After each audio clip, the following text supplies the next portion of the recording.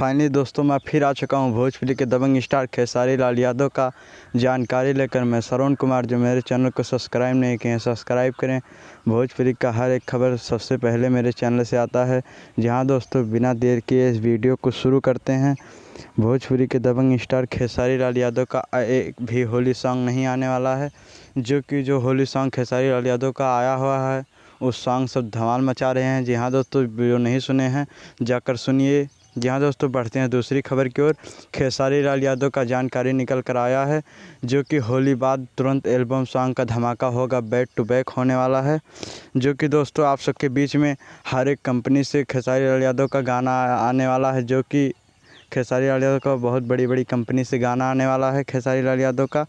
जी हाँ दोस्तों, आप सबको यह वीडियो मेरा पसंद आए तो ज़्यादा से ज़्यादा लाइक करें, कमेंट करें, शेयर करें, सब्सक्राइब करना ना भूलें दोस्तों।